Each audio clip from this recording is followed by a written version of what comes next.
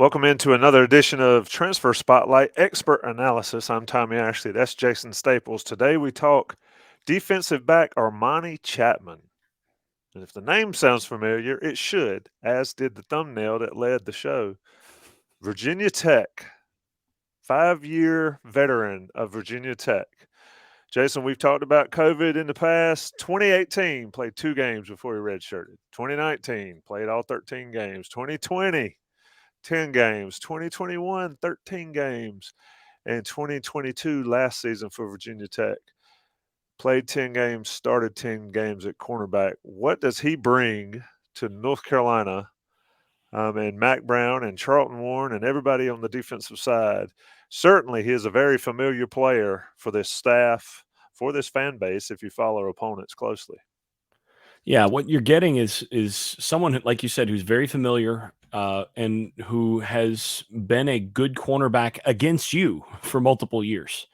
So yeah, that you feel pretty good about that in general. At 5'11", 208, he's sort of a prototype for your boundary corner at this level. Maybe a prototype if he was an inch or two taller, but that kind of thickness guy that is, on my evaluation, a true press corner. That's really what he is.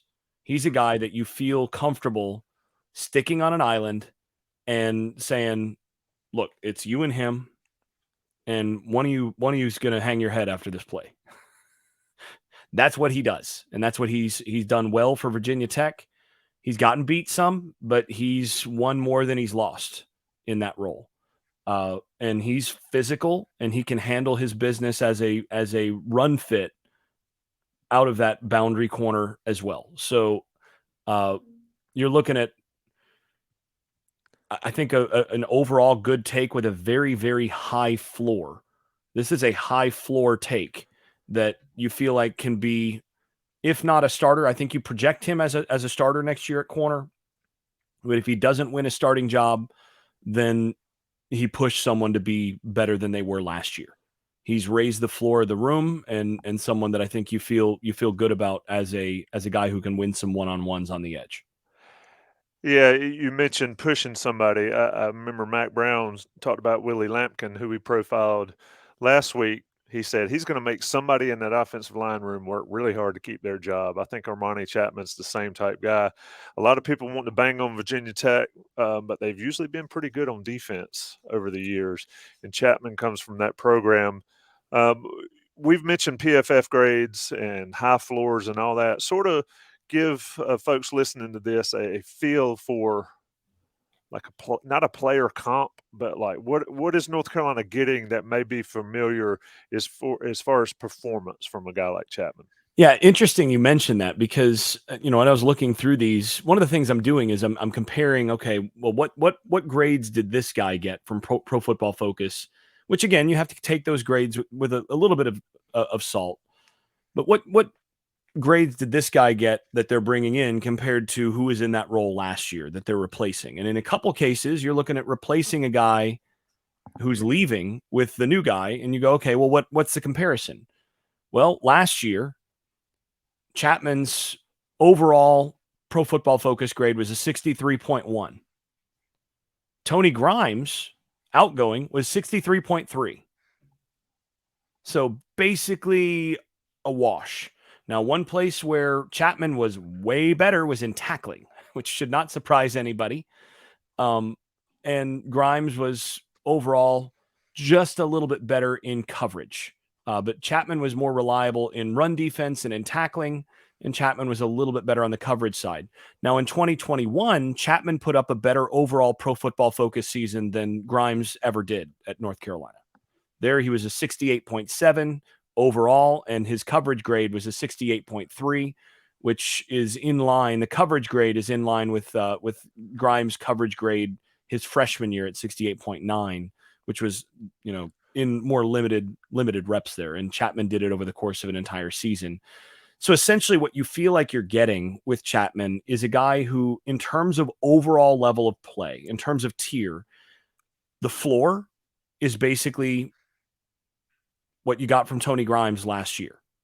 That's your floor. You expect better than that. And you expect him to be more reliable as a run defender in those situations. And I do think he's an intriguing guy to potentially bump inside against certain teams as a nickel option because of how physical he is.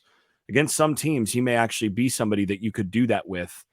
I'm not sure that's what they'll do, but it's worth if I'm coaching on defense, that's something I kind of experiment with because I thought that there were times last year where, Boykins is a good player, but there were some times where teams with really fast slots and more wide open offenses wanted to attack him because he's a little bit more of a linebacker hybrid than a corner hybrid. And it may be good to have some options at times to put a corner hybrid out there, a little bigger bodied corner in that role, in that space might be something that they may think about doing this year. So you can put 3 true corners on the field at times, a little bit more often. So that may be something they do. If so, he's a guy that can do that. But to me, what you're getting a guy that gives you that high floor, that essentially makes sure that your corner position is not going to be a major weakness. And then a guy that has the potential to be significantly better than that floor. So, I think the physicality speaks well. Uh, I think the one thing that sticks out on the film is that he is well coached. He has good technique as a press corner and as a corner overall. He understands zones. He walls off against downfield, deep throws well. Uh, I did think that there were times where there was room for improvement. That if they get some of those things rectified, he could be better. I thought he looked like he may be a little bit over bulked up at Virginia Tech. Maybe somebody that's a candidate to do a little bit more work in the offseason to get at optimal overall body size and shape there. I think he's not the fastest long speed guy. So, if he doesn't wall you just right, or if you're able to get him on a double move, he's probably not going to recover as much as some guys would.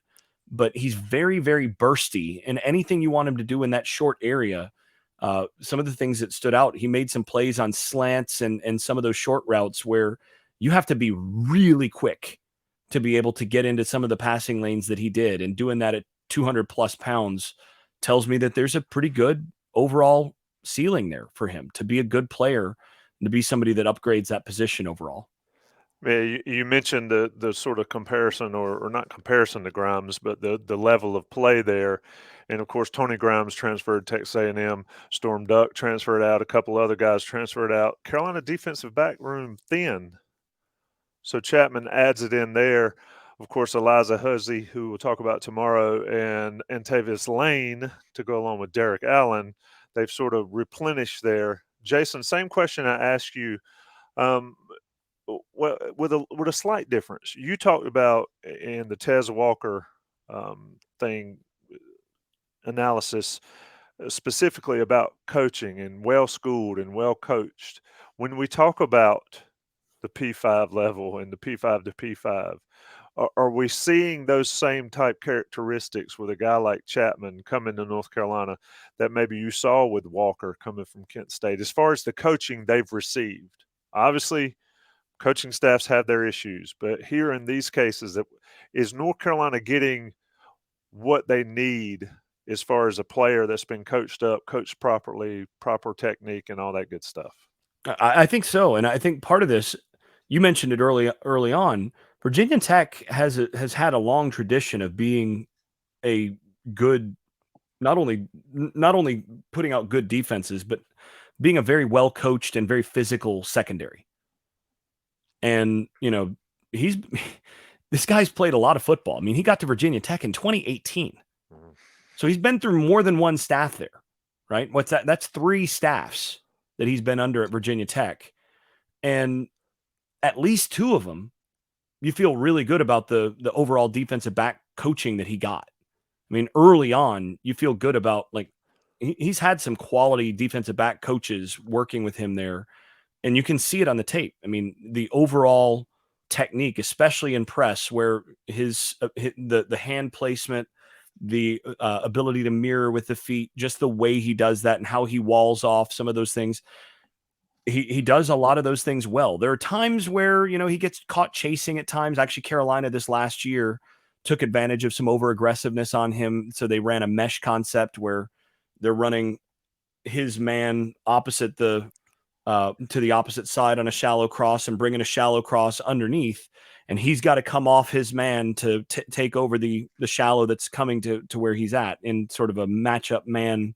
It's a matchup zone situation, and he just didn't come off quickly enough, and Kamari Morales just walks into the end zone. That's the sort of thing. That's the sort of mistake that you see him make, and that's something that is a little bit of being schooled in terms of some of that match coverage concept, and he can still get better there. But you also see him making some plays in those situations where he does come off the man correctly and make an interception or a pass breakup. And like I said, it's the one-on-one stuff. It's the footwork, the hand placement, those things that show that he's a guy with experience who's been coached well. So yeah, I think they're getting a guy that you don't feel like you have to rebuild when he gets there. There are things that can be improved, but I think you kind of are getting a finished product in terms of the overall fundamentals of the position. You mentioned something early on, and we'll just sort of linger it out there. You mentioned he's good in press coverage. I know North Carolina football fans that have listened to these heard that and say, will he play it when he's at North Carolina next year? We shall see how that shakes out. One last thing, by the way, if you want to compare his numbers to Storm Duck, his numbers in 2021 are pretty close to the same numbers that Storm Duck put up this year.